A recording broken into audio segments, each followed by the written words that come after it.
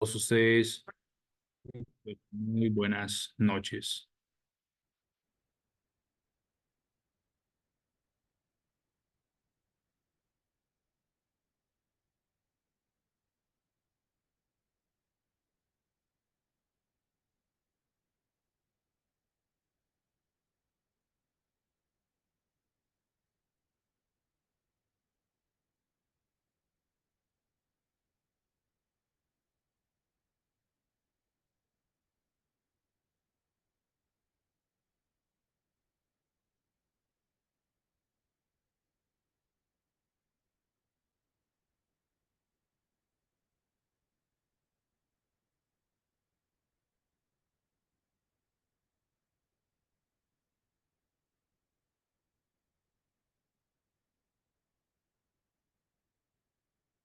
Bien, habíamos quedado en esta parte, estimados colegas, y continuamos con la siguiente pregunta para ir absorbiendo y recordando un poquito sobre lo que habíamos visto, toda vez de que prácticamente el día de hoy es nuestra última clase. ¿Cómo aborda la ley, en este caso la ley 603, cuando nos habla sobre la unión libre o el matrimonio de hecho? En este caso, el concubinato, que antes adquiría la legalidad con la demostración de una convivencia de dos personas,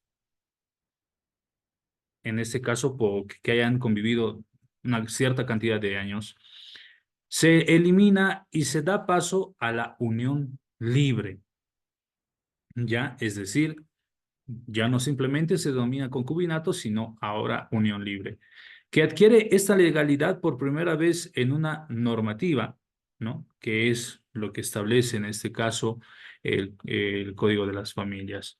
En este caso, para legalizar esta unión también que se denomina, ¿no? Matrimonio de hecho, se suprime uno de los requisitos de demostrar la convivencia de ambos, ¿no?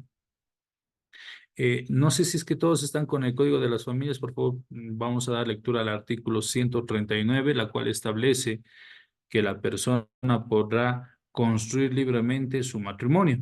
El artículo 139, por favor, si es que alguien está con el Código de las Familias.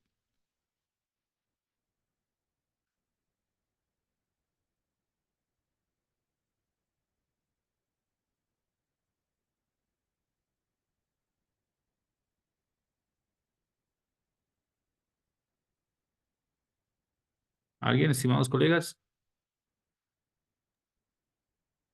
Doctor, edad, Por favor. artículo 139, edad. La persona podrá constituir libremente matrimonio o unión libre una vez cumplido la mayoría de edad. Parágrafo 2. De manera excepcional se podrá constituir matrimonio o unión libre a los 16 años de edad, cumplidos siempre que cuenten con la autorización escrita de quienes ejerzan la autoridad paternal o quien tenga la tutela o la guarda, o a falta de estos, la Defensoría de la Niñez y Adolescencia. Es válida la autorización verbal realizada al momento de la celebración del matrimonio o el registro de unión libre ante el oficial de registro cívico. Parágrafo 3. Cuando no se dé la autorización establecida en el parágrafo anterior, la o el interesado podrá solicitar a la autoridad judicial.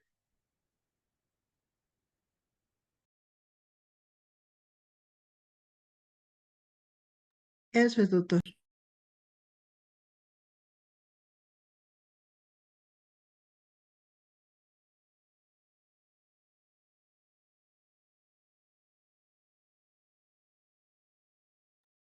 Se fue un poco la señal, ¿no? No se escuchó muy bien, estimada doctorita.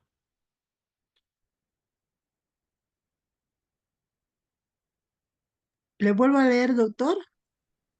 Por favor, estimada doctorita, el 139, parágrafo primero. Parágrafo primero.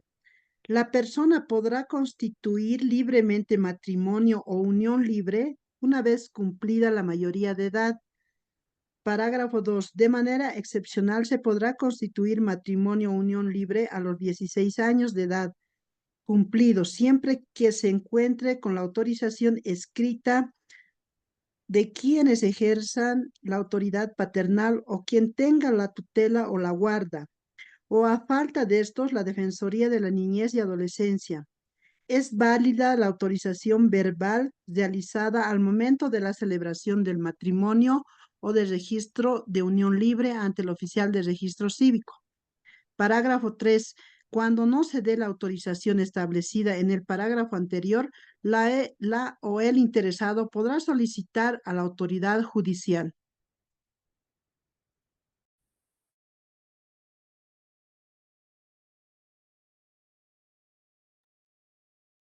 Muchas gracias, estimada autora.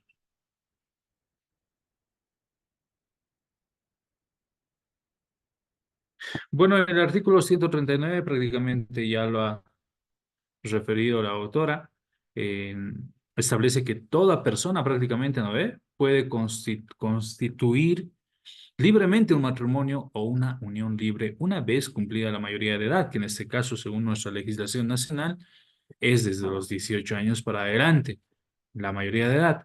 Así también, desde la vigencia plena de esta normativa, que es el Código de las Familias, se debe referir a la pareja ahora ya no como, bueno, al cónyuge o esposo y ya no como concubino, sino la denominación hoy en día es de cónyuge o esposo, más ya no como concubino. Antiguamente escuchábamos decir a las personas, estoy concubinando, ¿no? Entonces, hoy en día no. Se les dice esposo o cónyuge. Esos son los términos léxicos que tenemos que utilizar. Sobre este tema, la libertad de Estado nos expresa que eh, consiste en que ambas personas no deben tener ningún vínculo de matrimonio o de unión libre vigente. Y esto tiene ciertos impedimentos, y estos impedimentos son para constituir matrimonio de unión libre en los siguientes aspectos. Cuando se hace o constituye un matrimonio de unión libre, es bajo los siguientes aspectos. En primer lugar, son impedimentos cuando existe interdicción. Posteriormente, cuando existe un parentesco bueno, en este caso consanguíneo, un parentesco adoptivo también, un impedimento por el delito que haya cumplido tal vez alguna persona y un vínculo por tutela. ¿A qué nos referimos con interdicción? ¿Será que alguien nos puede dar a conocer? Vamos a ir refiriendo punto por punto lo que hemos mencionado sobre la interdicción, parentesco, consanguíneo y demás. Prácticamente un interdicto es aquella persona que está impedida, ¿no? Y que obviamente va a ser declarada judicialmente como interdicta. Y esta declaración tiene que ser obviamente a través de una sentencia ejecutorial. Entonces, una autoridad jurisdiccional es la que va a hacer la declaración de interdicta a una persona que prácticamente está impedida de poder ejercer ciertas funciones. Habíamos hablado sobre el siguiente punto para los impedimentos para constituir el matrimonio. Y el otro impedimento para constituir el matrimonio, más allá de la interdicción, de los impedimentos legales que esta persona tiene, también son, bueno, más allá de los legales y físicos que tiene la persona, será el de parentesco consanguíneo. Es decir, las personas que tienen un parentesco consanguíneo están impedidos para constituir un matrimonio o una unión libre. Y estas personas que están impedidas son personas que sean ascendientes o que sean descendientes en la línea directa entre sí, ¿no? Sin distinción de grado. O también, más allá de la línea directa, en la línea colateral. Y esto se refiere entre hermanas y hermanos, es decir, no existe matrimonio, o en este caso unión libre, o unión libre entre hermanos.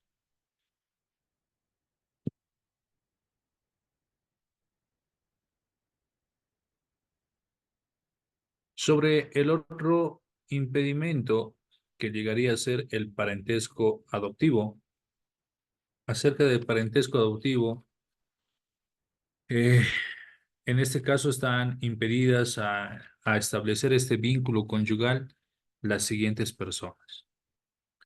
Entre ellas son eh, el adoptante o el adoptado y sus descendientes, ¿no? Ahí vemos que existe un parentesco adoptivo. Entonces, el adoptante o el adoptado o sus descendientes no pueden contraer un vínculo conyugal. También los hijos adoptivos de una misma persona. Los hijos adoptivos de una misma persona no pueden eh, constituir un vínculo conyugal. También entre en este caso, los hijos, perdón, que pudieran tener la o el adoptante. Entre los hijos que pudiera llegar a tener la o el adoptante. El otro impedimento va a ser también cuando el adoptado y el excónyuge, no, el adoptado y el excónyuge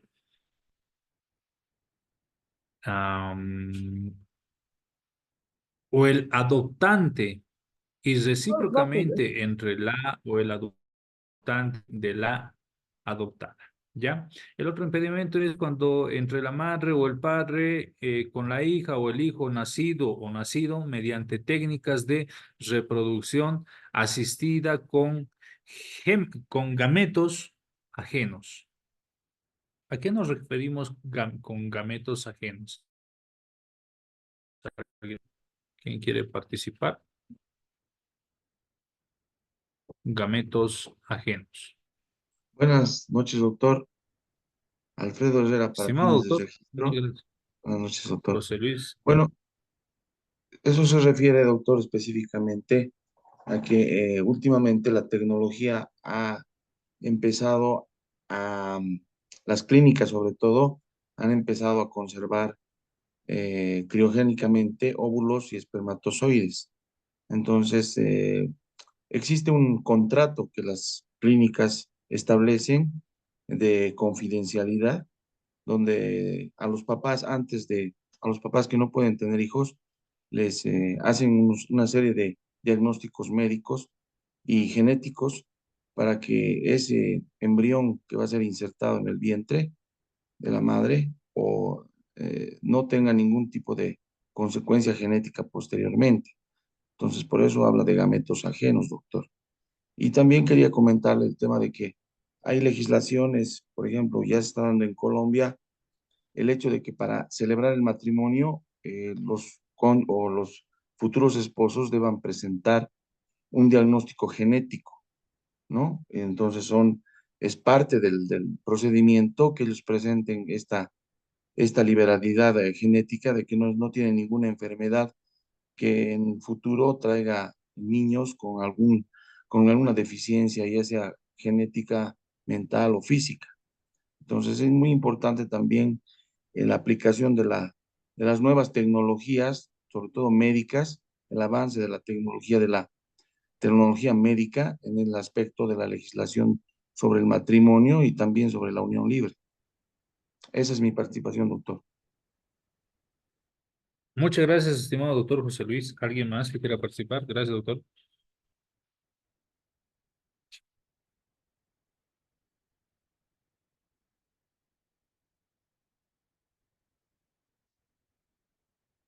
Bien, está claro entonces este tema de los gametos ajenos, ¿no?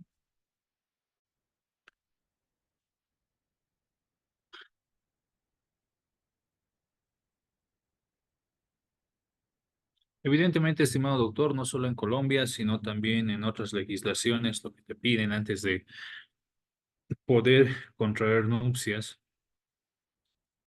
es que te piden estos estudios de análisis clínicos, ¿no? Para poder establecer justamente estos antecedentes. sobre las células reproductivas que han generado, ¿no? De que nazca una persona. También tenemos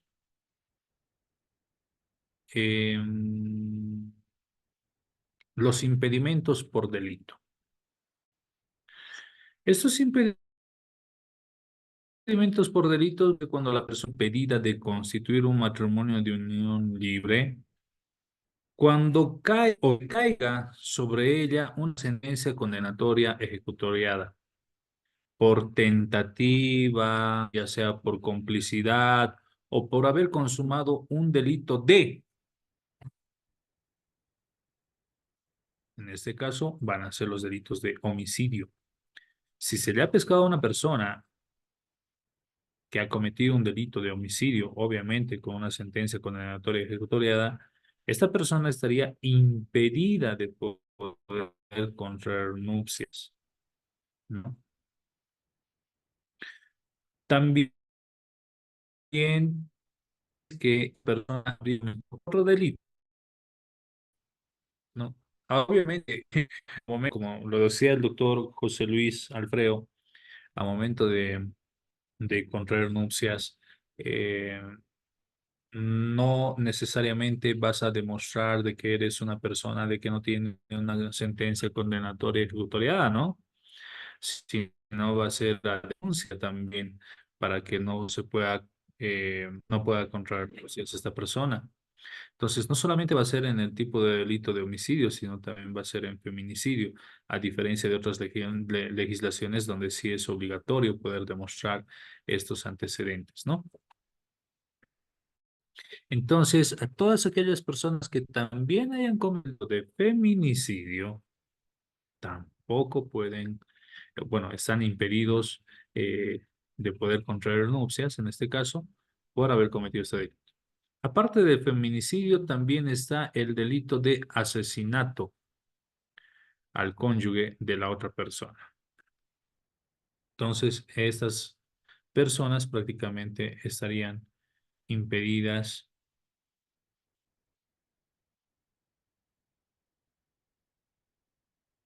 para constituir un matrimonio o una unión libre. También mientras la causa penal esté todavía pendiente, es decir, que sigamos todavía en un proceso, que se suspende la constitución en este caso, prácticamente se va a empezar a suspender la constitución del matrimonio o la unión libre de la persona. Esto con los señalamientos en los tipos de delitos que hemos visto anteriormente, ¿no? Que son el homicidio, el feminicidio y el asesinato. ¿Alguien tiene algún comentario sobre eso? ¿Alguien tiene algún caso que haya visto sobre este tipo de impedimentos? Tienen la palabra, estimados colegas.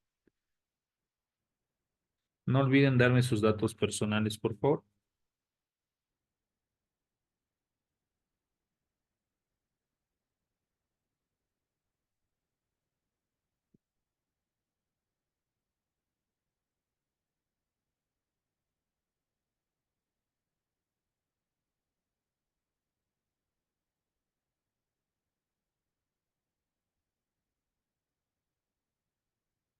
Bien, al parecer no existe ninguna pregunta.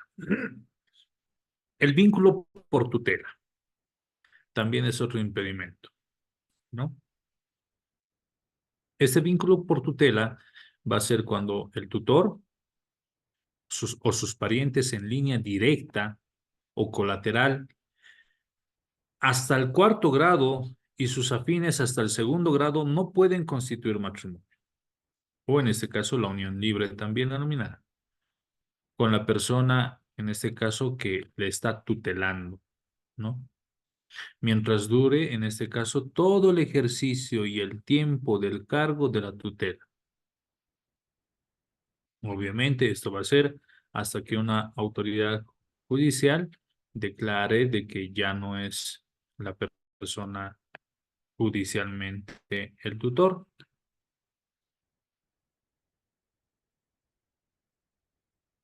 Ok.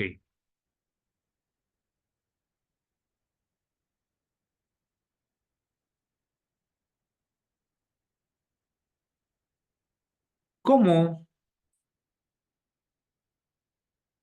se garantiza la legalidad de esta unión libre con la nueva ley o con la ley 603 que tenemos? ¿Cómo se garantiza la legalidad de esta unión libre? Si una persona quiere garantizar la unión libre o el matrimonio de hecho, debe hacer el registro ante el juez de familia. Tiene que hacer su registro ante el juez de familia. Puede hacerlo sola o solo con una carta o poder en el cual esté concedido por la pareja en la que señale la buena voluntad de la persona. La autoridad judicial en este caso va a verificar si uno de los contrayentes tiene algún antecedente de unión o de matrimonio actual. Situación que en este caso podría invalidar el proceso que se está realizando. Aunque no exista el documento o un documento que legalice la unión libre, esta prácticamente va a adquirir su validez tras convivir por 2 años. Ya el requisito es que conviva 2 años. En estos casos solo bastará la presencia de un solo testigo para la emisión de la certificación posterior. En estos casos solo bastará la presencia de un testigo, como hemos mencionado.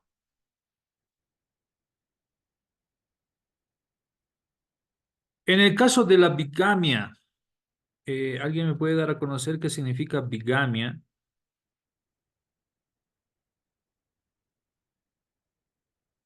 Doctor, es sostener una relación marital con dos personas a la misma vez. Ya.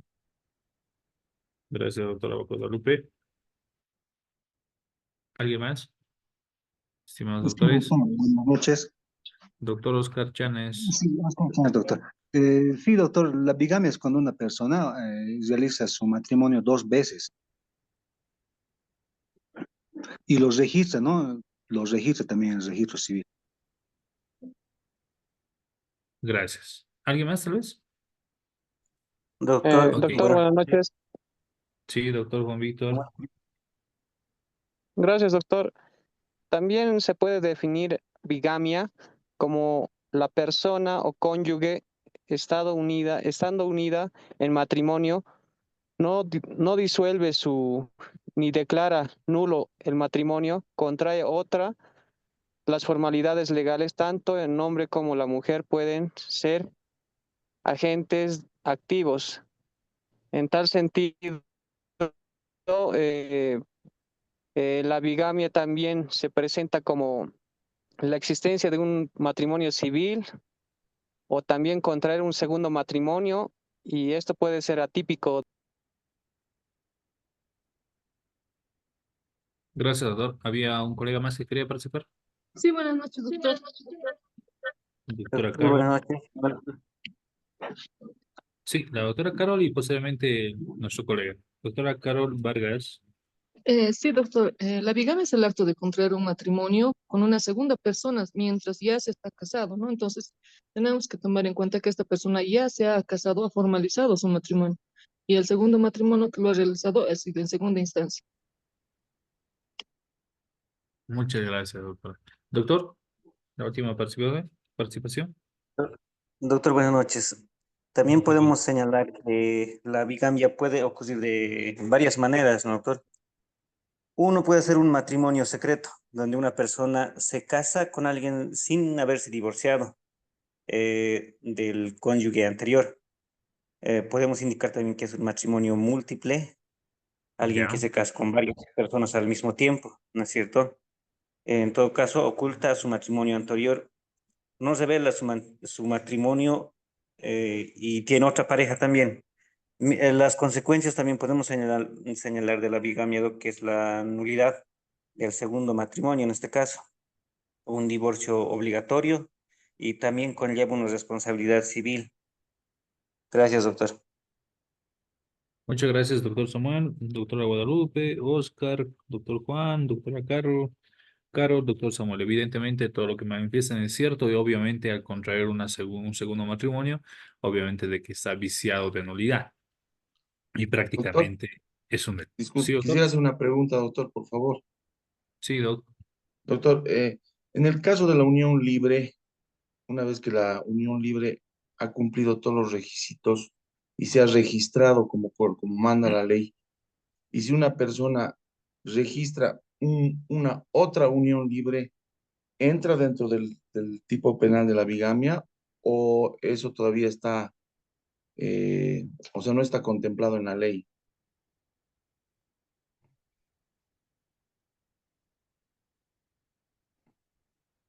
Bien, mientras vamos respondiendo, ¿alguien tiene el código penal en este momento? Busquemos a ver.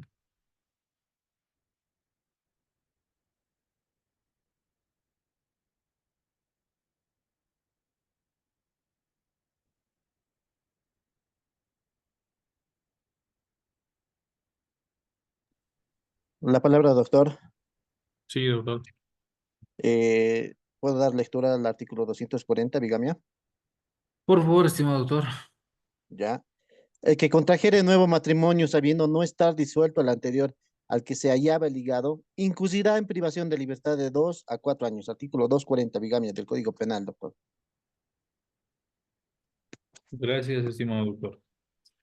Para efectos de registro, Miguel Gregorio Coronel Flores. Miguel Gregorio Coronel. Sí, doctor, gracias. Miguel Gregorio Coronel Flores. Ok. Bueno, yo estoy con mi manual de descomposición del tipo penal también. Y evidentemente está en el artículo 240 que nos habla sobre bigamia. Nos dice, el que contraje, perdón, el que contrajere un nuevo matrimonio, sabiendo no estar disuelto el anterior, al que se haya ligado, es decir, al que se haya casado, incurrirá en privación de libertad de 2 a 4 años. Obviamente que para subsumir este tipo penal, el elemento normativo va a ser el estado civil del sujeto activo, en este caso de la persona que está contrayendo una nueva nupcia, estando aún casado con una persona anterior, es decir, que a sabiendas se está volviendo a casar. El elemento subjetivo va a ser siempre el doloso, ¿no? De que ha tenido una mala fe prácticamente para poder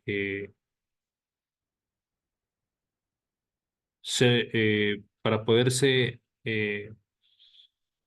adecuar este tipo penal. Porque todos nosotros sabemos de que cuando estamos casados con una persona y casarse por una segunda vez es un delito. Creo que eso, para eso no se necesita inclusive tener un asesoramiento jurídico, ¿no? El elemento objetivo va a ser la acción de contraer un matrimonio sin que el anterior haya sido disuelto.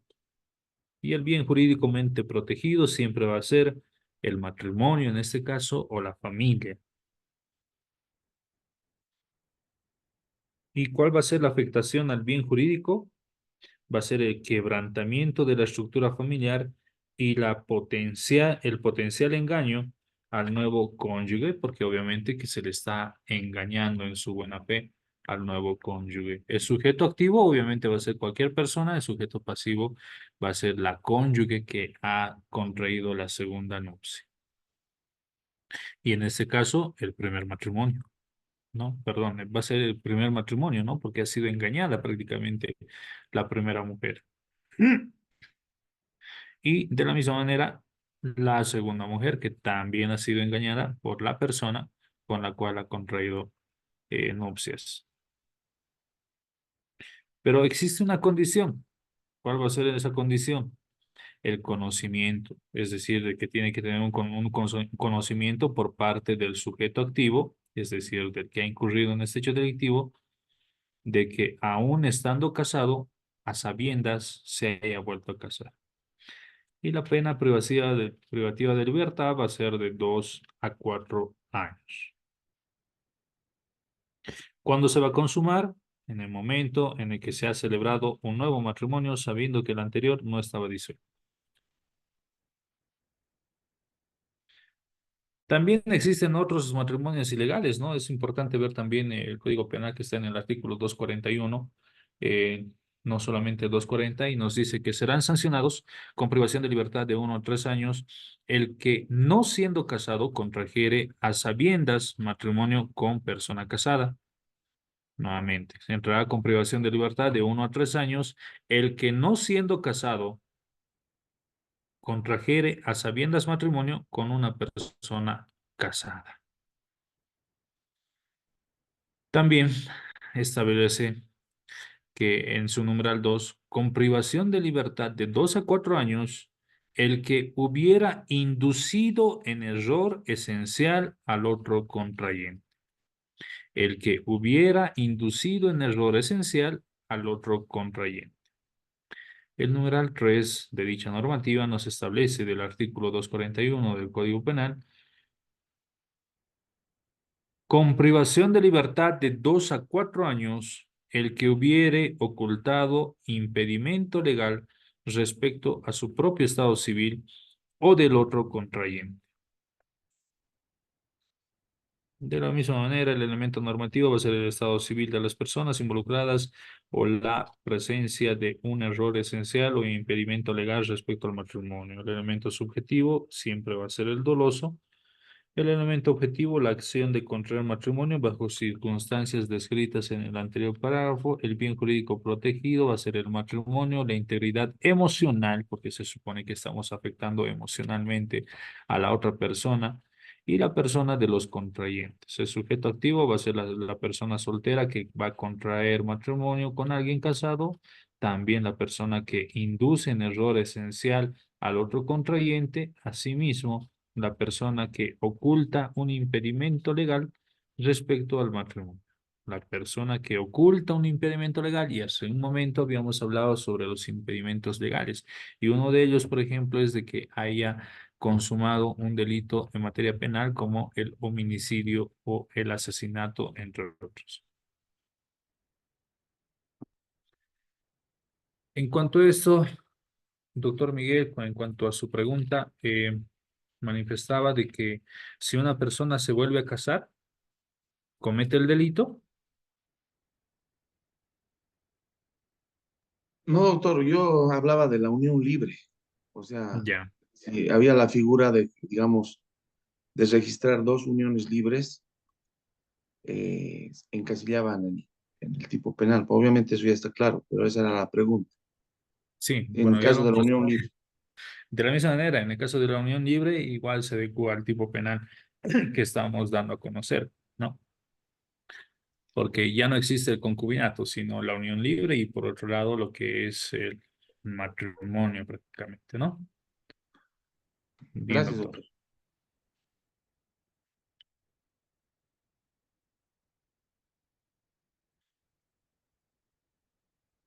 Entonces, en este caso de la bigamia, cuando estamos hablando de igual forma, no va a afectar prácticamente la obligación de la esencia familiar del esposo o de la esposa para con sus hijos, ¿no? Por más de que haya cometido este delito de bigamia, la persona tiene que sí o sí responder con los derechos de los hijos. Por favor, si es que alguien puede dar lectura al artículo 175 del Código de las Familias.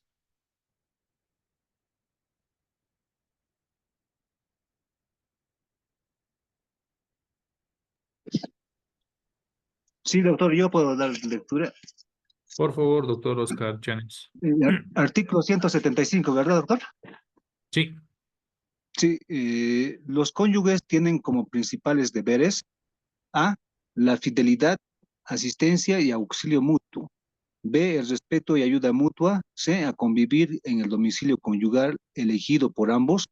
En caso de desacuerdo, la o el cónyuge en interés de la familia puede solicitar a la autoridad competente la fijación del domicilio conyugal o que se señale uno separado para ella o él con las o los hijos e hijas que le sean confiados por razones de salud o trabajo.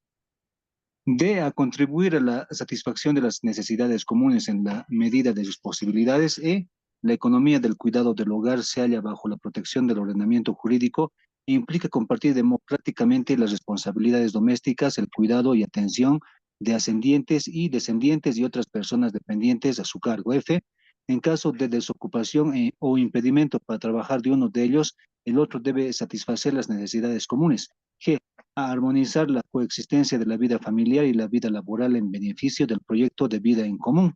H, a respetar la negativa de la o el otro cónyuge sobre tener relaciones sexuales. Y a cumplir con el régimen de visitas a las y los hijos, si los hay, cuya guarda corresponda a la madre o padre voluntariamente acordada o judicialmente fijada.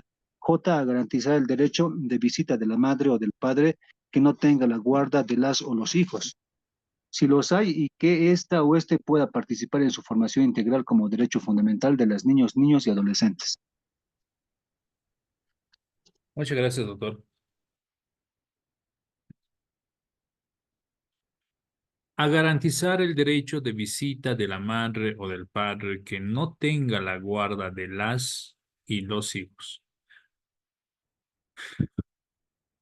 Si los hay, y que ésta o éste pueda participar en su formación integral como derecho fundamental de las niñas, niños y adolescentes. Con respecto a este punto del numeral G, del inciso G, perdón, vamos a hacer un pequeño trabajo.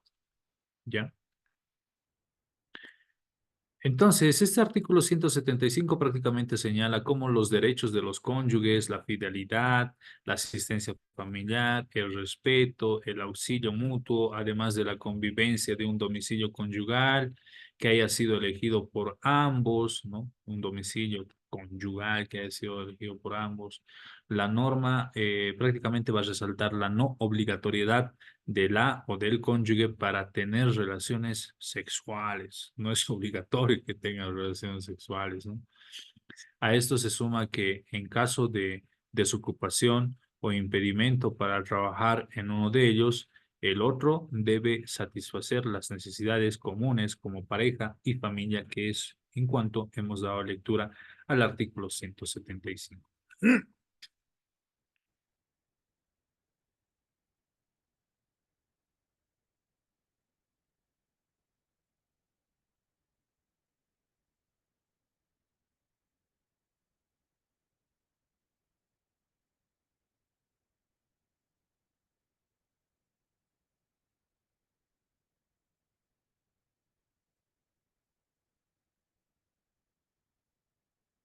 Vamos a hablar sobre la comunidad ganancial.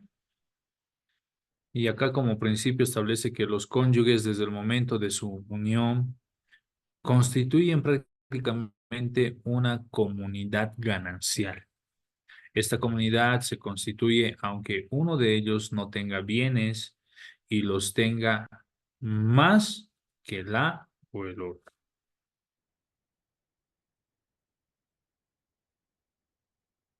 También disuelto el vínculo conyugal, deben dividirse en partes iguales las ganancias, beneficios o las obligaciones contraídas durante la vigencia, salvo la separación de bienes. Al respecto, ¿a qué nos referimos con esto?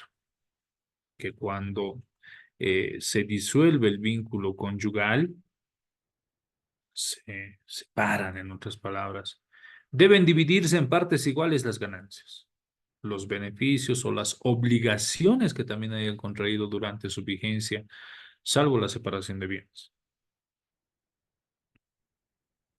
En este caso se oyen constantemente casos en los cuales dicen yo me he divorciado, pero lamentablemente la juez no ha sido objetiva porque me ha dejado toda la deuda del banco que pagué yo y sin embargo, cuando nos hemos prestado los dos, por ejemplo, ¿no? Del banco, existen N casos.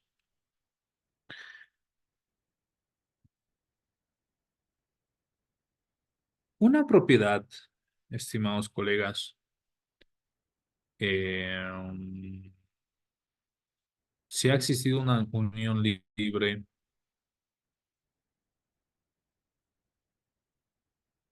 no se han casado todavía, pero sí existe una unión libre, juntos han comprado una propiedad, pero esa propiedad está solo a nombre en el folio real de la mujer.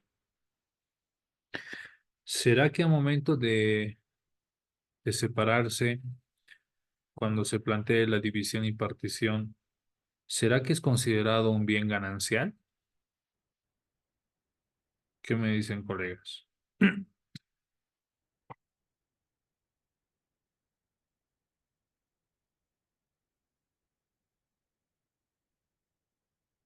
Bien, mientras van Doctor, pensando. la unión libre no se Sí, hubiera doctora Guadalupe. registrado. Doctora Guadalupe, sí, la escucho. Perdón, doctor, la pregunta es si la unión libre no se hubiera registrado aún, Sí, sí, si no se hubiese registrado, exacto. entonces no se puede, no se constituiría en un patrimonio Bien ganancial. ganancial, doctor. Ok, ¿qué me dicen los Sería demás colegas? un patrimonio propio, ¿verdad? Ya, ok, Doctor, la gracias. palabra, buenas noches. Doctor Miguel Gregorio, sí. Eh, bueno, no. eh, Desde mi perspectiva, sí, sí es un bien ganancial. Solo que antes de hacer la división y partición de este bien ganancial, se tiene que hacer una demanda de unión libre ante el juez competente y demostrarlo con las pruebas y los testigos pertinentes. Y una vez que se consiga que sí, evidentemente ha habido una unión libre, hacer la división y partición. Esa sería mi participación. Gracias, doctor. ¿Alguien más? ¿Alguien más que quiera participar? No se Sí, olviden que... doctor. Bueno, para fines de registro, Alfredo Herrera, José Alfredo Herrera. Sí, la Constitución Política del Estado reconoce tanto al matrimonio legal como a la unión libre con los mismos derechos y garantías reconocidos por esta Constitución. Y existe ya una sentencia constitucional que establece que la unión libre sí goza de los mismos derechos, tanto por los bienes gananciales y por todo lo que se genere dentro de la unión libre, doctor. Gracias, doctor. Y ¿Alguien más? también lo que decía el colega es muy cierto, hay que hacer un proceso de reconocimiento de unión libre ante el juzgado para que tenga mayor fuerza de ley el derecho y el reclamo de uno de los cónyuges. Muy bien, doctor. Muchas gracias. Evidentemente es cierto. ¿Alguien más que quiera participar? Doctor, buenas noches. Juan Carlos Flores, objeto de Sí, doctor. registro. Perdón. Es cierto y evidente, ¿no? De que las uniones, todo lo conseguido durante la unión libre, se llega a considerar como bien ganancial, ¿no? Pero a efectos de proceder a una división y partición judicial, muchas veces, siempre se va a necesitar que la unión libre sea reconocida por la autoridad mediante un proceso judicial. Es así, entonces en esa vía ya sí se podría hacer una división y partición, en tanto y cuanto no esté reconocida y no esté inscrita básicamente en el CERESI, ya que el fin último de la sentencia será pues que se inscriba esa unión libre, que se inscriba en el CERESI. Si no ha cumplido esas formalidades, evidentemente no se va a poder hacer una división y partición judicial, pero sí se puede hacer una división de bienes voluntaria, ¿no? Cuando ya ambos, por ejemplo, en una unión libre deciden eh, hacer la ruptura de la unión de concubinato, etcétera, o bien muchas veces esta unión libre donde se da es cuando fallece, ¿no? A veces la pareja recién hace uno la unión libre, ¿no? Siempre va, ¿no? Al registro civil a inscribir su unión libre, como dice la norma, pero en ese sentido recién van y bueno, para hacer una división y partición forzosamente va a tener que ser reconocida por la autoridad judicial mediante una sentencia, doctor. Muchas gracias, doctor Carlos Flores. Evidentemente es muy cierto. ¿Alguien más que quiera participar? Bien. Buenas noches, Eh, doctor. sí, doctor Francisco. Buenas noches, doctor Francisco Banca para fines de registro. Doctor, como lo han mencionado los colegas en cuanto a los efectos que puede producir la unión libre. Bueno, básicamente la misma ley 603 establece que eh, la unión libre va a producir los mismos efectos que el matrimonio en cuanto a los bienes gananciales se refiere, ¿no? Entonces, para que se pueda iniciar un proceso de división y partición en cuanto a los bienes que se puedan haber generado durante un matrimonio, lógicamente va a ser necesario el poder iniciar previamente el proceso de reconocimiento de unión libre para que se pueda acreditar el vínculo conyugal, ¿no? Desde la fecha, que es lo principal, ¿no? Desde qué fecha va a empezar a correr esa ganancialidad y poder establecer una división y partición de bienes, ¿no? También no debemos olvidarnos que tratándose de una unión libre, los bienes siempre van a estar registrados a nombre de un solo cónyuge, ¿no? Entonces, previo a la división y partición, vamos a tener que realizar también una determinación de bienes gananciales, ya teniendo como referencia un reconocimiento de unión libre en la vía judicial, ¿no? Sería mi participación, doctor. Muchas gracias, estimado doctor. Totalmente cierto con todas las intervenciones de cada uno de ustedes, colegas. Existe una regulación de la comunidad de ganancias, ¿no? En este caso, todo lo que viene a ser los bienes gananciales. Y entre ellos es de que la comunidad de gananciales va a ser regulada por la ley, no pudiendo, en este caso, poderse modificar por algunos convenios particulares que se hayan realizado entre ambos cónyuges. Esto bajo pena de nulidad, prácticamente en pleno derecho, ¿no? Si el cónyuge por voluntad propia quiere disponer sus bienes a favor de sus hijas, de sus hijos o de su propia pareja, lo va a tener que hacer mediante una escritura pública bajo pena de también nulidad. Bueno, vamos hablando sobre este tema de los bienes gananciales y todo ello. Están los bienes propios de los cónyuges, y entre los bienes propios de los cónyuges van a ser obtenidos por modo directo, eh, con causa de adquisición anterior al matrimonio, que hayan sido donados o dejados en testamento, por sustitución personal y por el acrecimiento. A ver, estimados colegas, existe un caso real, ¿no?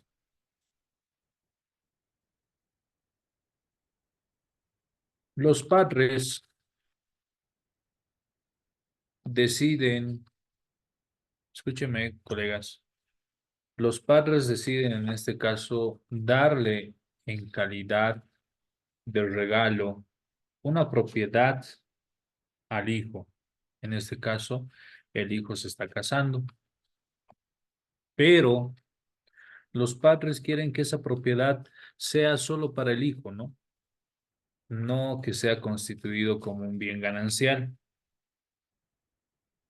¿Para qué? Para resguardar los derechos, en este caso del hijo, ¿no? Quieren darle un regalo para que él mismo lo haga crecer, es decir, que lo haga trabajar ese bien inmueble, para que con ese trabajo que va a realizar esa propiedad, ya sea con anticresis, alquiler, etcétera, pueda hacer una manutención a su familia. Lo que no quiere es que sea considerado un bien ganancial. En este tipo de casos, ¿qué tipo de transferencia debería realizar el padre al hijo para que no sea considerado ese bien inmueble como un bien ganancial? Tienen la palabra, colegas. ¿Qué me dicen? ¿Será que tiene que ser por compra-venta? Doctor, ¿podría ser por anticipo de legítima? Ya, ya, doctor. ¿Alguien más? Doctor, el anticipo de legítima y también puede ser la donación. Ok. Doctor, puede ser por herencia. El papá sigue vivo y le quiere transferir al hijo, ¿no? Anticipo de legítima. Gracias, doctora Guadalupe. ¿Alguien más? Doctor, Doctor como lo ha Francisco. mencionado el colega, anticipo de legítima podría ser y la otra alternativa, el contrato de donación. Una compra-venta con pacto de rescate, ¿qué me dice? ¿Se da o no se da?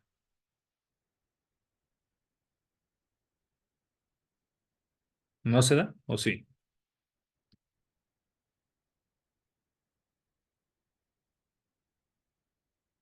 Pues bueno, evidentemente la compra-venta simple, la compra-venta con pacto de rescate no se van a adecuar para poder transferir a objeto de que no sea considerado un bien ganancial, ¿no? Obviamente que van a ser esos dos aspectos los que muy claramente lo han mencionado, doctor Alfredo, doctora Guadalupe, doctor Francisco, el anticipo de legítima y la donación. Obviamente que existen distintos tipos de aranceles que se van a pagar cuando se hace este tipo de transferencias, ¿no? Cuanto a la donación, ya no se tendrá que pagar simplemente el impuesto a la transferencia, sino también, bueno, no simplemente el impuesto a la transferencia, sino que se va a pagar el 0,1 y el 4,30. Es decir, que se va a tener que hacer la transferencia como una declaratoria de herederos. ¿No ven? Bien. Muy bien, colegas. Entonces, reiteramos de que el artículo, bueno, ¿en cuál estamos? Entonces, en el artículo 107 nos habla sobre la emancipación también ante notario de fe pública, que señala que la persona que ha cumplido los 16 años puede ser emancipada de su papá, de su mamá o de su tutor, siempre y cuando haya un acuerdo mediante una declaración ante un notario de fe pública. Un hombre podría emanciparse tras un matrimonio también a los 16 años y una mujer a los 14 años. El nuevo código establece desde los 16 años cumplidos ambos, siempre y cuando se cuente con autorización de la madre y del padre. Sobre este tema creo que ya hemos hablado en la anterior clase, hemos hablado incluso de Evo Morales Saima, etcétera, ¿no? Hemos hecho alguna interpretación del mismo.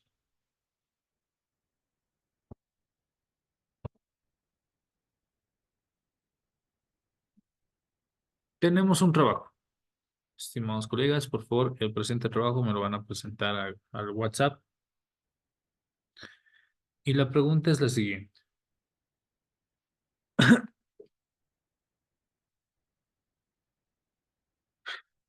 Sucede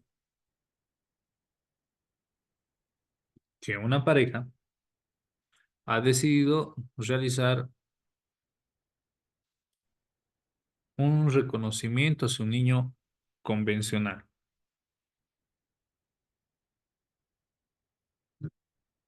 En el reconocimiento convencional, la madre ha dado los datos del padre, solo su nombre,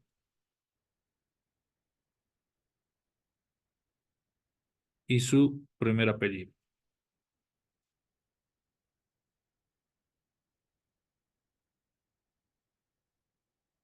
La pregunta es, pasa el tiempo y el padre decide reconocer al niño con todos los derechos. Va donde el oficial de registro civil y el oficial de registro civil le dice de que previamente, si quieres hacer el reconocimiento, tienes que venir con tu pareja para demostrar el consentimiento de la misma.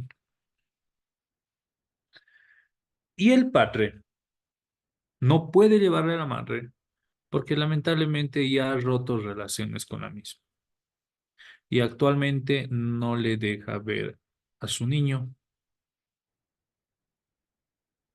¿Cuál es el procedimiento legal que el padre tendría que realizar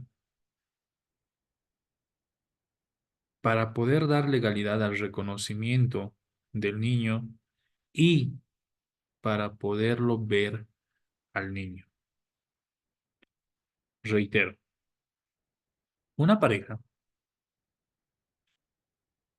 ha realizado la inscripción ante un oficial del registro civil de manera convencional el registro de su niño, en el cual simplemente la mujer da el nombre del padre, ¿no? Se llama Pedro, por ejemplo. El primer apellido, Valdivia. El padre, a momento de quererlo ir a reconocer, donde el oficial del registro civil, él mismo le dice de que previamente tiene que participar también del mismo, de la misma celebración, la madre. El problema es que el padre ya ha roto relaciones con la madre, no le deja ver a su hijo y producto de ello es que ha decidido reconocer al niño y está buscando mecanismos legales para poderlo ver a su hijo. Porque el problema que tiene en este momento el padre es de que simplemente el niño tiene un apellido y un apellido, perdón, un apellido convencional. Respuesta, mis estimados colegas, ¿cuál es la salida legal para que este padre pueda hacer el reconocimiento del niño y pueda tener el acceso a poderle ver al niño? Me lo van a mandar, por favor, la respuesta a mi número de WhatsApp. Voy a mandar al grupo también, al grupo interno que tenemos. Es el 7, mi número es el 765-06-140. Está en el grupo de la presente clase. ¿Está bien unos 3 minutos o 5 minutos?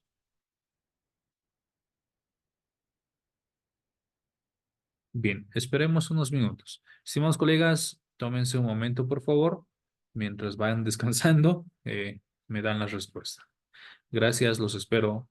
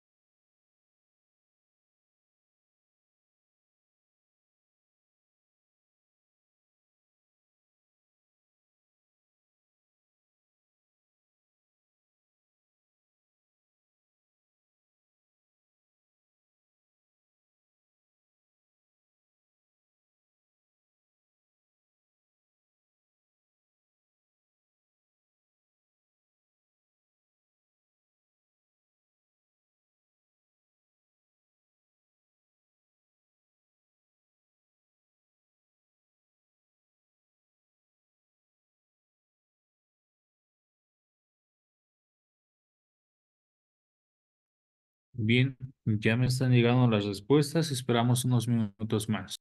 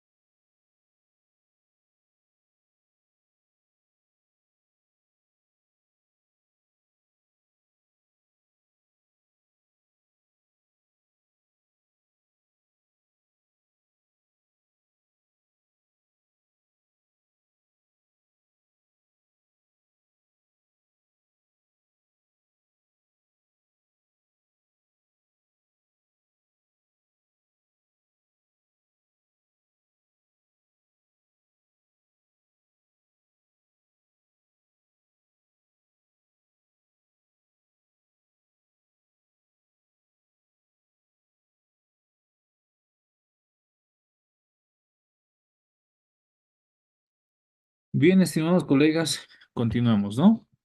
Mientras me van mandando, voy a ceder la palabra a uno de nuestros colegas para que nos dé a conocer su criterio con respecto a la pregunta que hemos mencionado. Le voy a ceder la palabra, por favor.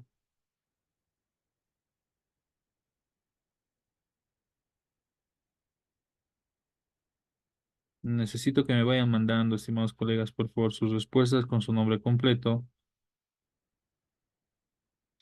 Hay algunos colegas que no me están dando su nombre en el mensaje que me mandaron. Doctor José Alfredo Herrera, tiene la palabra, por favor. De la misma manera, posteriormente,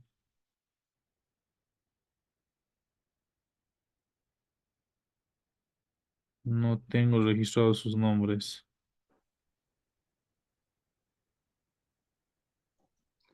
Sí, doctor, mi respuesta la planteo de la siguiente forma.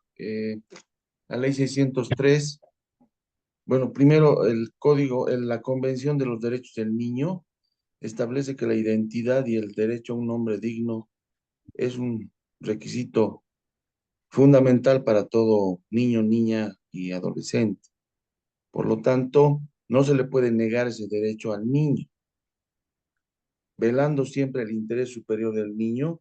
El padre tendría que iniciar un proceso judicial de reconocimiento voluntario de filiación. La ley establece que se puede hacer por la vía, que también se la puede hacer por la vía del oficial del registro civil, a través de un acta de reconocimiento o a través también de la vía notarial. Pero cuando existe un conflicto, en este caso con la madre, entonces tendría que hacer un proceso judicial ante el juez de familia solicitando el reconocimiento por la vía voluntaria y el juez emitirá, de acuerdo a criterio, podrá eh, solicitar la comparecencia de la madre o en su caso, velando el interés superior del niño a que tiene derecho a la identidad, podrá emitir la correspondiente resolución de acta de reconocimiento para que los fines que el derecho así le asista al niño, ¿no? De herencias, asistencia familiar y todo lo que la ley 603 le da como derechos y obligaciones. Muchas Es- gracias, estimado es- doctor.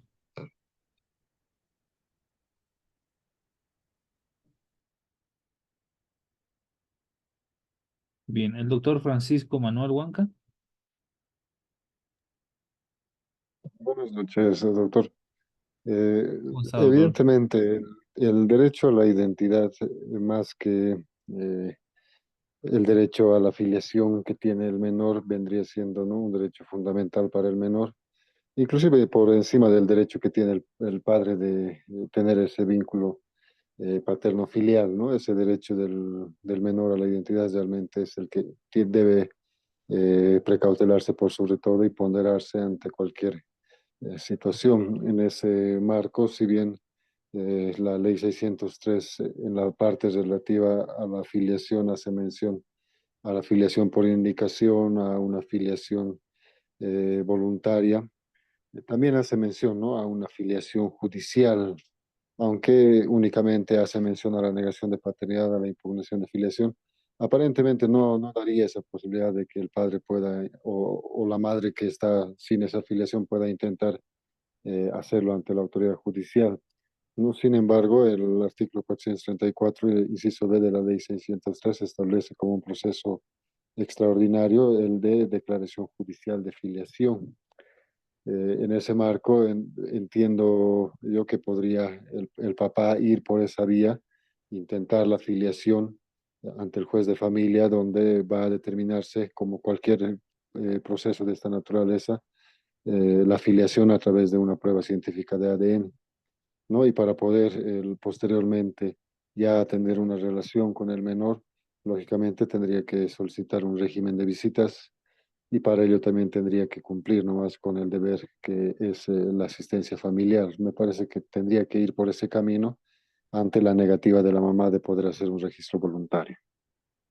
Eso sería mi participación, doctor.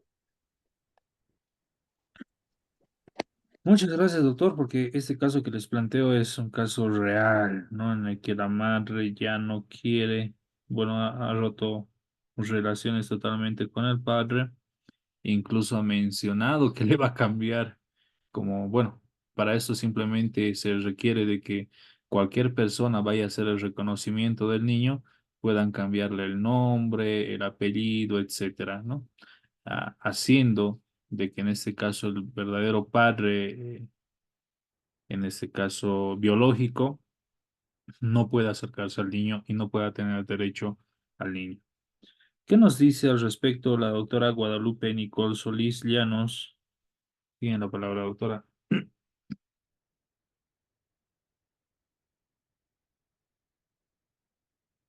Doctor, buenas noches. El Buenas noches. procedimiento que yo creo que se debe realizar en este caso es presentar una demanda de reconocimiento de paternidad o filiación, como indican los colegas, presentando, ¿no?, la prueba del reconocimiento provisional que la mm, mamá hizo al momento del registro del menor, si pudiera acceder al mismo, claro. Y del mismo modo, bueno, este proceso se debe realizar ante un juez de familia y se debe presentar la prueba que tenga, como ser el acta de nacimiento del hijo y los documentos de identidad del demandante y si tuviera de la demandada también. También pruebas que demuestren la paternidad o solicitar que se saque, ¿no?, una prueba de ADN para si es necesario. Traer también unos testigos para que puedan brindar sus testimonios y documentos que acrediten que ha existido, digamos, una relación o un vínculo sentimental y producto de ello haya coexistido, ¿no?, el menor de edad. Em, no hay un plazo establecido para presentar esta demanda y una vez presentada, como indicaba el colega, se adquiere lo que son los derechos, como ser el derecho de las visitas y concurrencia con el menor, como también las obligaciones, que en este caso sería de otorgar una asistencia familiar al menor. Entonces, y así el menor también tiene acceso a los beneficios como ser, digamos, la herencia, ¿no?, por parte de sus progenitores. Y lo demás, concuerdo con lo que han explicado mis compañeros también. Muchas gracias, doctora Guadalupe. Estoy registrando las intervenciones. ¿Algún colega que también quiera participar? Doctor, buenas noches. Doctor Juan Víctor, gracias. Sí, buenas noches, doctor. También es pertinente, doctor, también hacer conocer la sentencia constitucional 0934, quebrado 2016-S2, de fecha 05 de octubre del 2016, donde nos indica también los principios que rigen la determinación de la filiación, es el derecho a la identidad, la protección de las familias. Es menester hacer mención, ya que esta acción o efecto de filiar, de tomar los datos personales de un individuo, son las mismas que señalan las mismas señas personales, este vínculo existente entre los padres e hijos. La filiación puede ser tanto legítima o también ilegítima. En este sentido, nos hace mención también que es importante, ¿no?, de que se tenga que determinar la identidad de la persona. Es por eso que me ha parecido importante hacer mención de esta sentencia, doctor. Muchas gracias, doctor. Muy importante el contenido de la sentencia. ¿Algún otro colega que también quiera participar? Sí, doctor. Buenas noches. Doctor Como, Miguel Gregorio. sí, doctor, gracias. Como, bueno, anteriormente ya lo mencionaron mis colegas, simplemente no amparándonos a la ley 603, ¿no? Para efectos más jurídicos siempre sería mencionar el artículo 14, formas de filiación del registro, que la filiación se realiza por voluntad conjunta de los progenitores, por indicación de la madre o el padre o por resolución judicial. Entonces, esta última parte también ya nos estaría habilitando al artículo 343, que se tramitará mediante un proceso extraordinario, precisamente el inciso B, declaración judicial de filiación. Entonces, para hacer esto la prueba, por consiguiente, viene, ¿no?, de la mano el artículo 30, que sería la pericia, donde indica en su primer parágrafo la acción de filiación judicial, la acción de impugnación de filiación o la acción de negación de la filiación se prueba mediante pericia científica biológica aplicada por la entidad autorizada por el Estado. Ese sería, ¿no?, el conducto regulador. Y ya posteriormente se va discutiendo los efectos de la asistencia familiar o también si se demuestra, ¿no?, que el padre es mejor, como se dice, sería mejor el que tendría más la guarda profesional, incluso, ¿no? Bueno, y eso es ampliable porque siempre es, el concepto de familia es de carácter modificable, es un carácter más social, siempre está cambiando. Esa sería mi participación, doctor. Gracias. Muchas gracias, doctor Miguel. Evidentemente es cierto, no es simplemente momentánea y es sujeto a modificaciones constantemente el tema de la guarda también. ¿Algún colega que también quiera participar?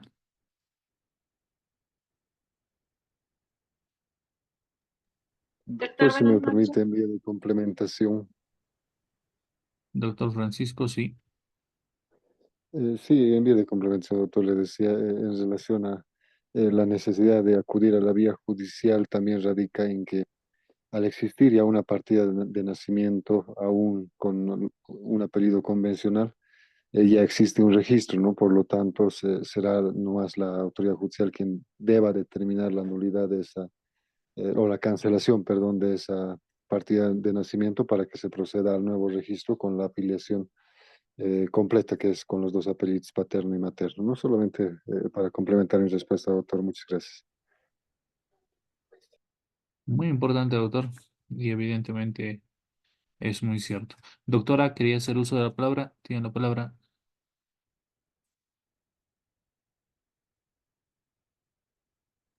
Doctor, buenas noches. Mi Doctora. nombre es Jenny Gutiérrez.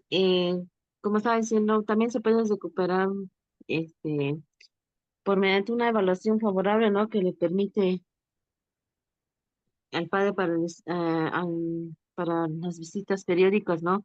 Eh, de un, de una rehabilitación, ¿no? De establecimiento ante el juez de familia, ya que también se menciona en el Código de Familia del 603 manifestando, ¿no? Lo que se fundamenta, eh, ya que sean pruebas o documentos o ya que sea por ADN, ¿no?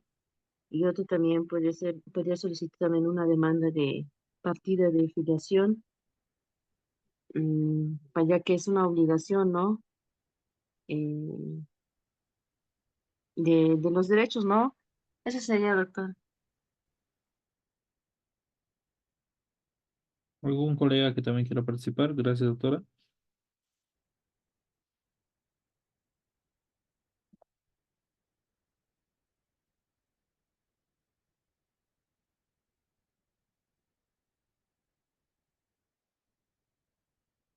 ¿Nadie más?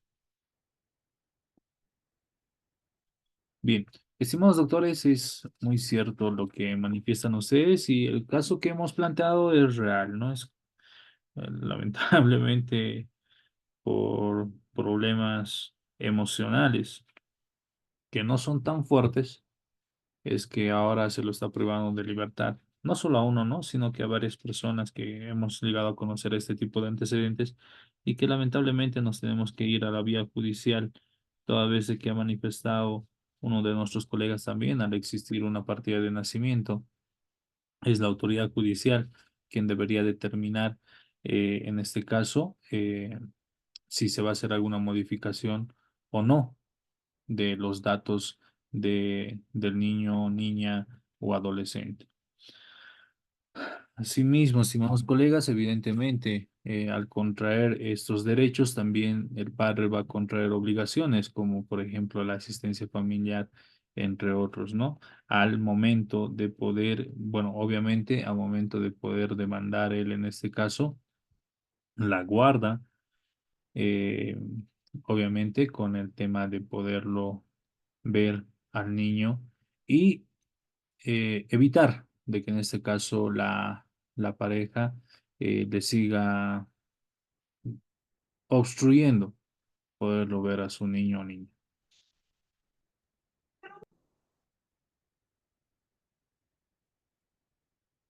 Hay dos puntos más que vamos a ir viendo en nuestro código. Nos hacemos las siguientes preguntas también.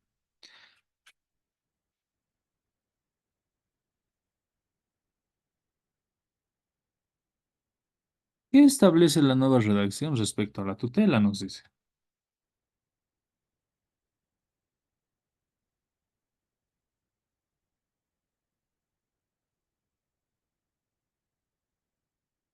Con esta ley, prácticamente con la 613, el procedimiento para obtener la tutela se simplifica a una sola audiencia oral. Antes debía de seguir juicios extensos, ¿no? Que solían durar prácticamente años. Incluso para el divorcio era terrible, ¿no? De acuerdo con el artículo 67 que habla sobre la obligatoriedad de la tutela, ¿alguien puede dar lectura, por favor, al artículo 67?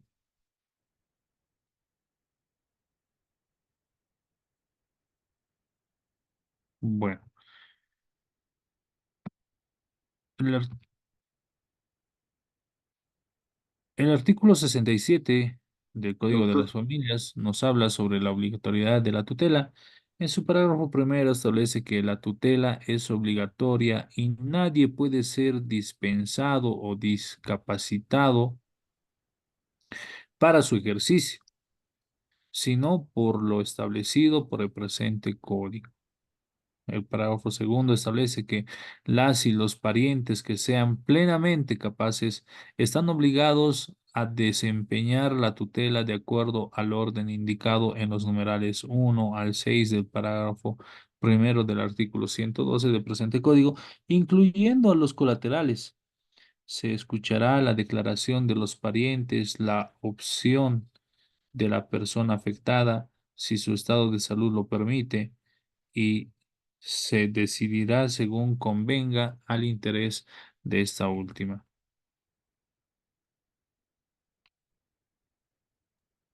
Doctor, Doctor Juan Víctor, sí, como menciona, doctor, tal vez en un análisis de este artículo, nos menciona la tutela, ¿no? Es una institución familiar de manera obligatoria.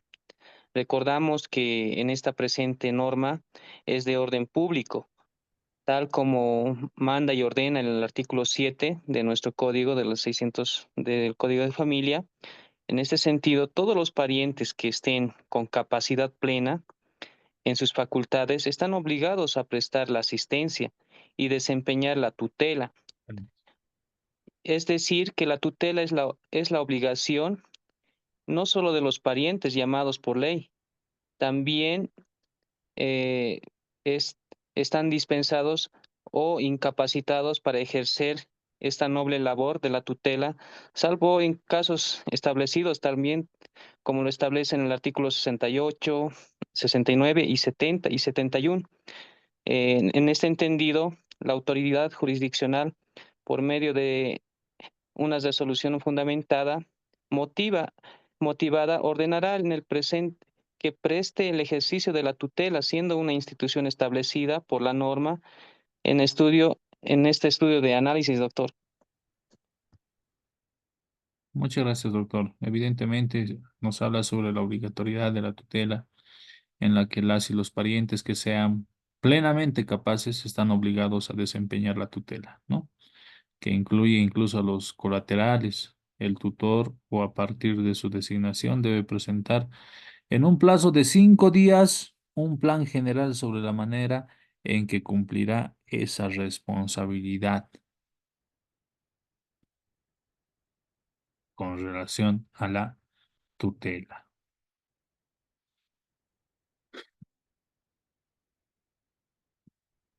¿Qué nos dice el Código 603 respecto a los tipos de familias existentes?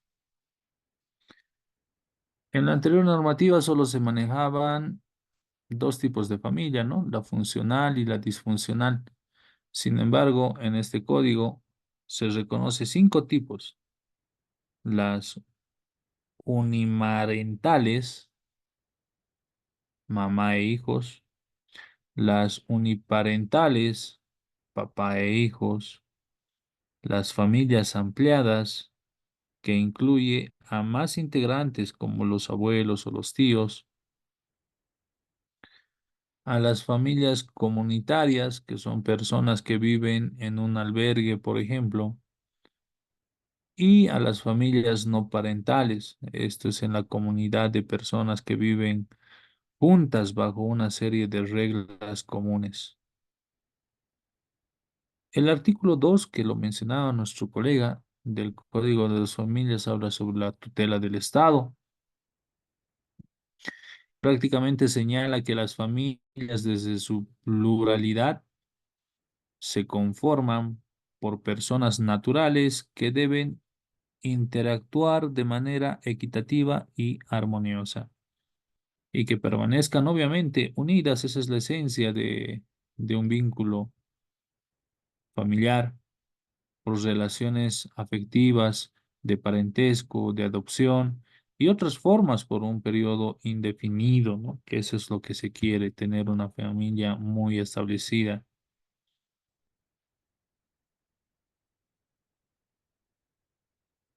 Y este derecho prácticamente está protegido por el Estado.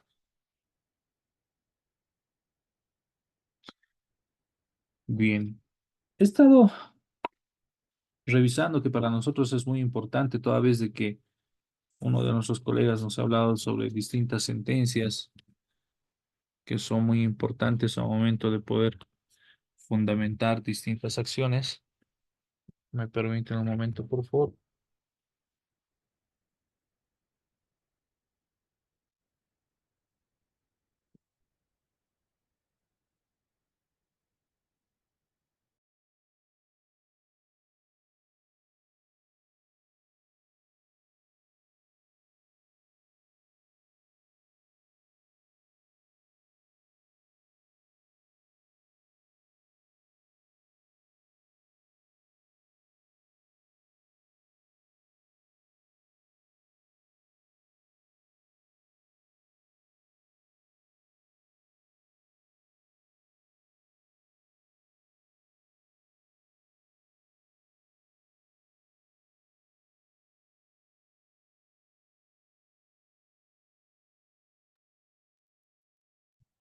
Muy bien. Estas sentencias son muy importantes y tiene que ser para el conocimiento de todos ustedes, que igual lo vamos a subir a la plataforma. Hablamos sobre las acciones de libertad, producto de los procesos de asistencia familiar. Y en este caso, el artículo 125 de la Constitución Política del Estado y el artículo 47 del Código Procesal Constitucional establece lo siguiente, que determinan que la acción de libertad es procedente cuando cualquier persona crea que su vida está en peligro, por un lado, que está ilegalmente perseguido o perseguida, o que está indebidamente procesada, asimismo que está indebidamente privada de libertad personal. Al respecto, ¿qué se entiende por un peligro en la vida? Esa es la pregunta que nos hacemos. Y tenemos que entender que la vida es un derecho primario del ser humano, ¿no? Que se encuentra directamente vinculado y protegido por la Constitución Política del Estado con relación al derecho a la vida. Cuando nosotros ejercemos la legitimación pasiva, ¿ante quién se tiene que plantear esta acción de libertad en un proceso de asistencia familiar? Y esta acción de libertad deberá plantearse en contra de la autoridad o un funcionario público que esté, en este caso, amenace o restrinja o suprima los derechos fundamentales tutelados, como por ejemplo el derecho a la libertad, a la libre locomoción que habíamos mencionado hace un momento, cuando está ilegalmente perseguida, cuando está indebidamente procesada, indebidamente privada de libertad. Y también se les puede plantear ante las personas particulares que amenacen, restrinjan o supriman los derechos tutelados. Al respecto, existen distintas sentencias, entre ellas el Tribunal Constitucional en la sentencia SC 1891, quebrado 2011-R del 7 de noviembre, expresa en su integridad personal que es un derecho inherente a la persona, implica su preservación física, psicológica y sexual, e inclusive el reconocimiento de la dignidad inherente al ser humano, y por lo tanto se traduce en el derecho a no ser víctima de ningún dolor o sufrimiento físico, ya sea psicológico o de agresión sexual. Así concretamente lo señaló. La integridad física hace referencia a la plenitud corporal del individuo. Por ello, toda persona tiene derecho a ser protegida contra las agresiones que puedan provocar lesiones en su cuerpo, causándole dolor físico o daño a la salud integral. De la misma manera, la sentencia constitucional 0589, quebrado 2011-R del 3 de mayo, habla sobre la abstracción de la excepción del principio de subsidiariedad.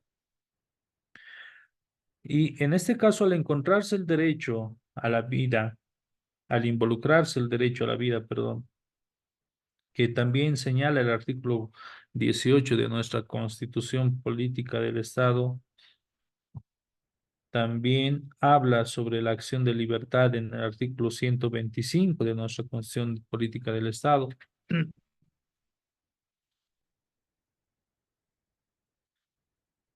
En el cual se establece de que el derecho primario en sí es inherente al ser humano y por ende la protección es su prioridad por construir un bien jurídicamente primario y fuente de los demás derechos. ¿Qué nos dice la sentencia constitucional plurinacional 0264 quebrado 2014 del 12 de febrero?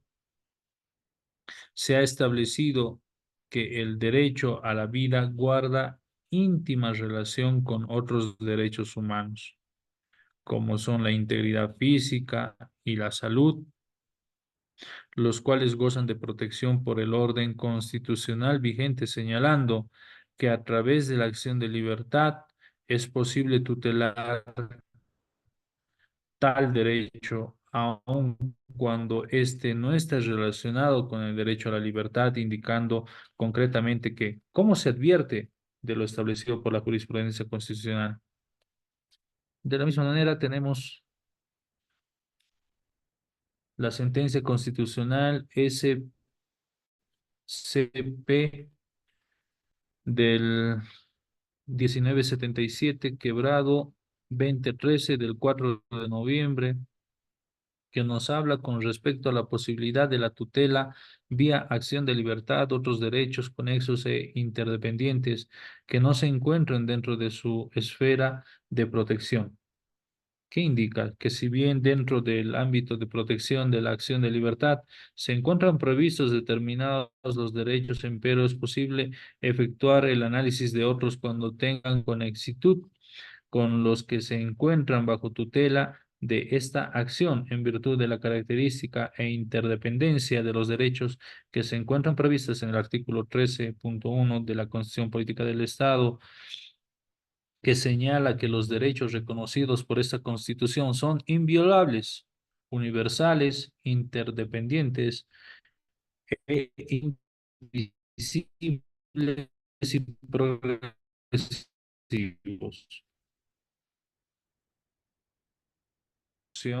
En materia familiar con procedencia de la acción de libertad, también se puede establecer la sentencia constitucional para el conocimiento de todos ustedes.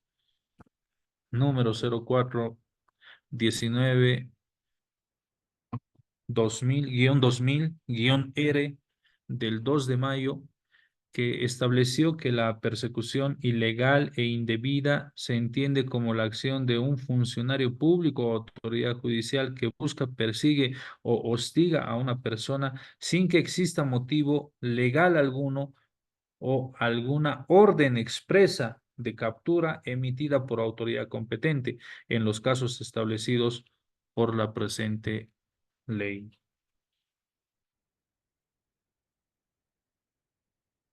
O también va a cursar efectos esta sentencia cuando se emite una orden de detención, captura o aprehensión al margen de los casos previstos por ley e incumplimiento de las formalidades y requisitos establecidos por ella. Como por ejemplo, cuando no tenemos habilitados en la orden de aprehensión los horarios extraordinarios, ¿no? Las horas extraordinarias. En ese marco también tenemos la sentencia constitucional 0036 quebrado, perdón, guión 2007-R del 31 de enero, que determina sobre los presupuestos que deben cumplirse para que se considere una prosecución ilegal o indebida, señalando los siguientes. 1, la búsqueda o hostigamiento a una persona con el fin de privarle de su libertad sin motivo legal o por orden de una autoridad no competente. Numeral 2, la emisión de una orden de detención, de captura o aprehensión al margen de lo previsto por la ley. Y así sucesivamente tenemos distintas sentencias que hablan sobre la prosecución ilegal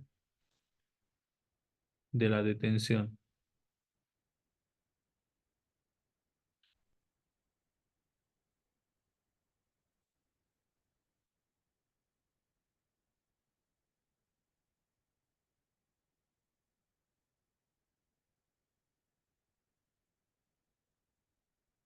Bien, el contenido de estas sentencias constitucionales también van a estar en la plataforma.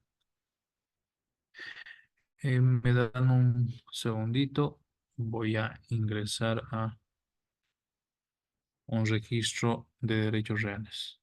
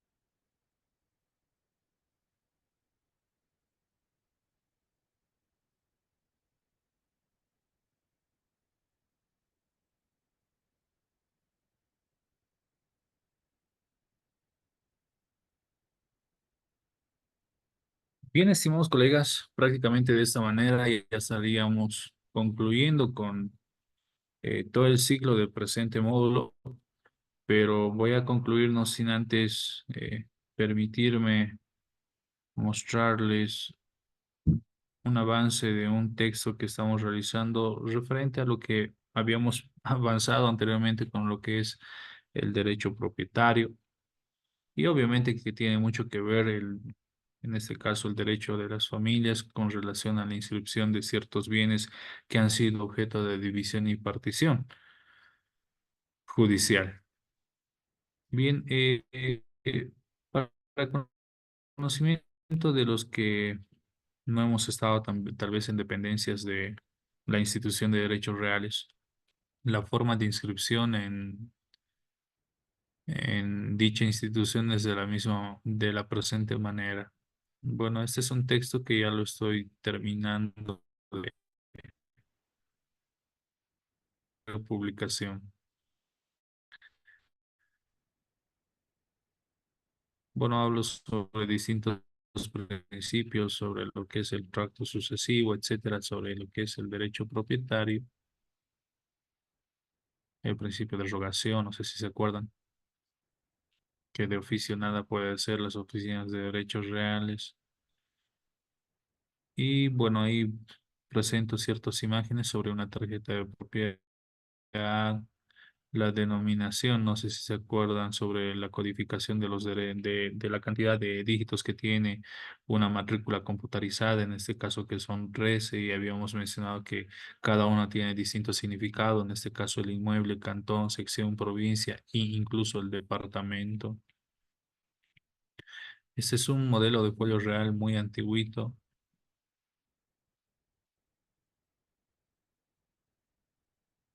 Y bueno, ahí empezamos a hacer ciertos análisis que se tenían ya desde la antigüedad con relación a las cancelaciones que se hacían en los folios. Y desde acá prácticamente es donde existe, por ejemplo, una anotación de embargo, en este caso por una demanda que se haya presentado de asistencia familiar también, ¿no? Porque también se hacen embargos cuando existen asistencias familiares, los cuales no han sido canceladas al beneficiario.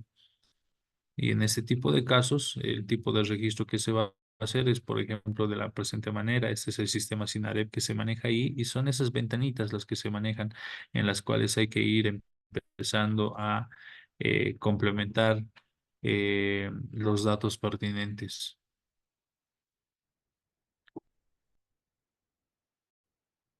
Ahí vemos una matrícula por un juez público civil y comercial quien emite la anotación preventiva.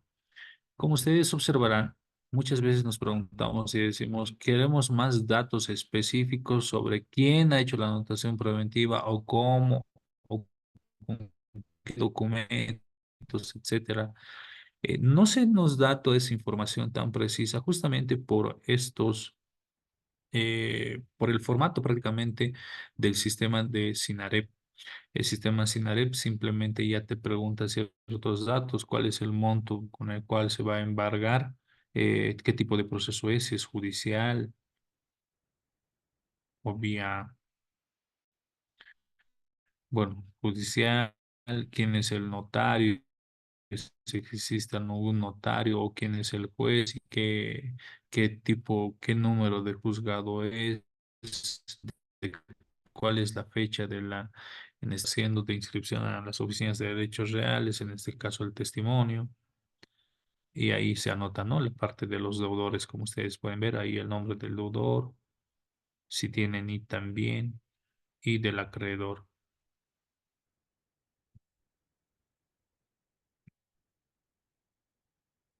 Y una vez que llenamos esas celditas, ya ustedes recordarán que nos aparece este registro de matrícula.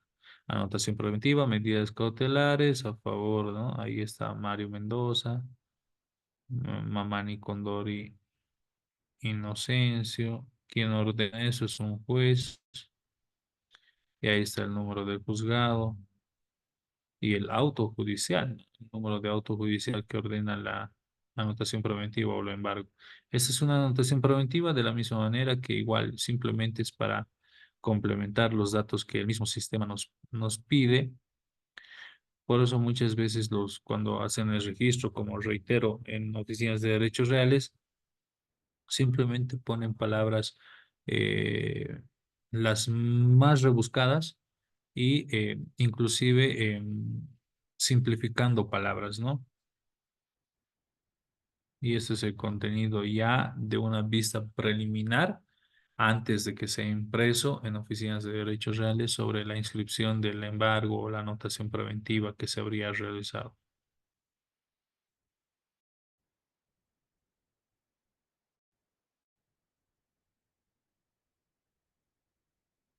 También se registran los gravámenes hipotecarios, la judicial, misma manera, es simplemente esa la forma en la que se hace la inscripción. Este es un registro de libros que alguna vez habíamos revisado también con ustedes.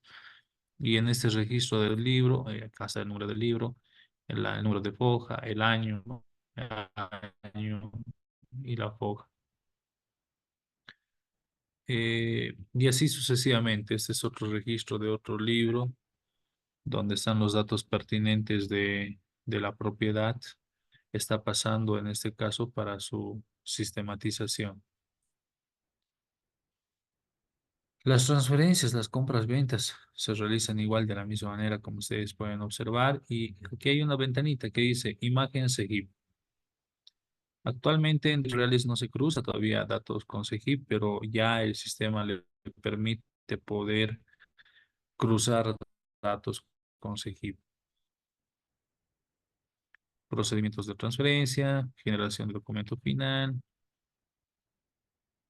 Este es un cambio de jurisdicción, por ejemplo, que se realiza. Bueno, el procedimiento es el mismo.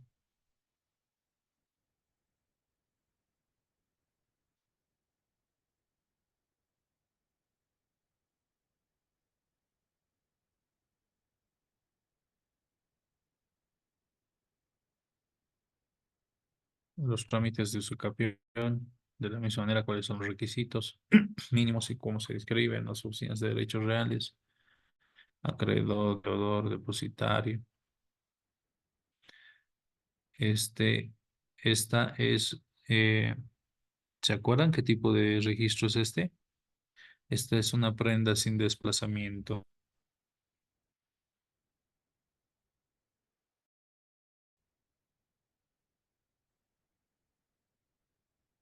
Y bueno, ahí hacemos una mención sobre los requisitos para distintos tipos de trámites. Adjudicación del Ministerio de Obras Públicas, aclaración de datos técnicos, usucapión, los requisitos de compra-venta, declaración de datos técnicos, entre otros aspectos, ¿no?